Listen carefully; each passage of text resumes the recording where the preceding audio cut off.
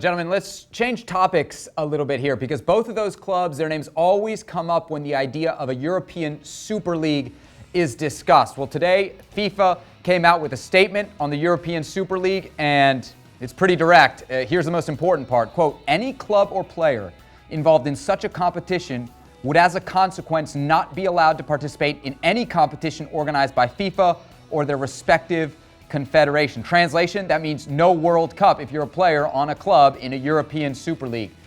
Jules, why now from FIFA? Maybe now because they certainly feel that it's happening, or certainly it's getting closer and closer, that the biggest clubs, and we saw in the pandemic, Florentino Perez flying to Turin to meet with Agnelli to discuss the Super League. Clearly they had nothing else to discuss. What were they going to discuss? Bringing Cristiano back to Madrid? No, they were there together to discuss the Super League. We know that Agnelli is the head of the ECA, and he's obviously, one, he's a very important man in football, in European football, but two, has a key role to play in the creation of a Super League. And I think maybe FIFA and the other confederation, UEFA especially, were thinking, this is not good, this is not looking good. It's taking shape, it's taking form. They have the format now, they have the ideas. It seems like they also have the backing financially to create that Super League, and maybe that's why FIFA came out strong with that statement, because they're a bit scared. Ale, this puts the players between a rock and a hard place. Put yourself in their shoes. Would you ever be willing to give up an opportunity at a World Cup? I wouldn't. Personally, I wouldn't. But we're in a different world nowadays. And so the players today may not feel as strong a bond with their national team as they once did. I can only speak for myself. If indeed this was a reality and this Super League was taking place, but that would take me out of my national team competition, I don't see how I place myself at that level. I really could not see myself just turning my back on the possibility of playing with my national team and playing in a national competition, whether that's Copa America in my case or whether that's a World Cup as well. I just don't see how you do that. And this is, honestly, this is a power play. It's a power play by FIFA and saying, okay, all right, you guys are meddling and kind of meeting and doing all these things. This is what we can do. We control the game worldwide. So this is how we defend ourselves. This is how we shield ourselves. See what you do now. What I also find interesting is with Gianni Infantino saying, well, you want the accomplishment on the field to be rewarded. You want promotion and relegation. You want the fairness of the game and the relationship built on the field and all those things. Which, yeah, fine and well. Gianni, who are you kidding? You may be saying it's about that. This is about money, and this is about power. And it's the power that FIFA is afraid of losing. And it's the money that FIFA is afraid of losing. This is not about feel-good stories. This is about good old pocket change, baby. When they're offering these teams that are going to be in the Super League somewhere around 350 million euros to be part of this, that attracts the attention of any club and certainly attracts the attention of FIFA. That's what they're coming out with a statement. Jules, the cynic in me sees this statement from FIFA as maybe the beginning of a long negotiation, them trying to cut their way into a piece of this pie. How do you think this plays out? So I think the Champions League right now, because this is what we're talking about, is those clubs are not really happy with what the Champions League bring them, especially, like Ali just said, financially. So I think the Champions League needs a revamp right now. It needs redoing, rethinking. It needs a new format, a new version of it. And I think this is very possible that this will happen instead of the Super League or before the Super League maybe. But I think this is the core of the problem.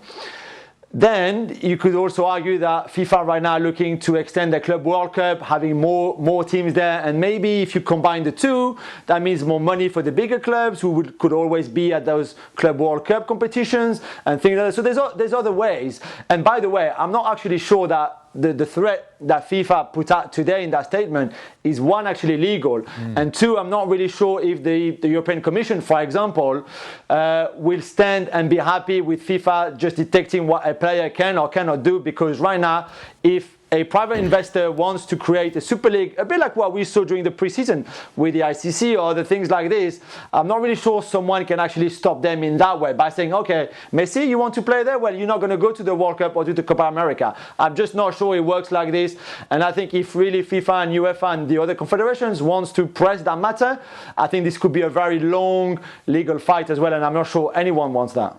Ale, the purists will absolutely hate this, and I understand why. But as fans, isn't this kind of what we want? Don't we want Bayern Juve every week? Well, maybe you want Bayern Juve every week, and certainly those are going to be big games. But you want Bayern Juve every week because they've earned their way into that competition, because they've won the games that they needed to win in order to have that matchup. Not a matchup that has been created off the field somewhere else. You want the matchups to be decided because of the achievements that you and your teammates are able to put out on the field. And in the end, I think as a player, competitively, that's also what you want. You want an opportunity to play and be the very best that you can at the highest level possible. When you do that, then there's a sense of accomplishment in that, okay, when we play Bayern Munich and when we play Juventus and when we play Barcelona and when we play Real Madrid, we're not playing the Barcelona that played against Cornellà. No, we're playing against big boy Barcelona in Champions League, and this is our moment to shine. And so I think you want those matchups, but you want the teams to create those matchups. You don't want these matchups to be manufactured. Jules, if you had a vote, would you vote yes or no on a European Super League? Yes, I do, because I do think the Champions League, as in its current version, maybe it's a bit dated, maybe it needs something a bit different. Just do things differently. Maybe instead of having all those groups of 4, you can have 2 big groups and those teams can face each other. And I think there's a lot of things you can do to make the current Champions League better, and maybe you can find a way of earning more money for the clubs and they'd be happier with the prize money and things. So there's a lot of things we can do. So if it's a Super League with 15 clubs that are always there, and then you invite 5 more clubs to make it 20, you're not sure how the 5 are invited, how they qualify. I'm not sure that's what I want, because I still like to see Ajax reaching the semi-final, with the great young teams. I like to see those smaller clubs, if you want, or the clubs that maybe you would not see in this Super League because they would not be invited. I like those stories too. So I'm sure there's a way, and I'm sure there will be a way. They will find a way to make everybody happy. But yeah, if you tell me, do you want to see PSG Barcelona every week? I'll say yeah, especially if there's no remontadas. Thanks so much for watching ESPN on YouTube. And for more sports highlights and analysis, be sure to download the ESPN app. And for premium content and live streaming, subscribe to ESPN Plus.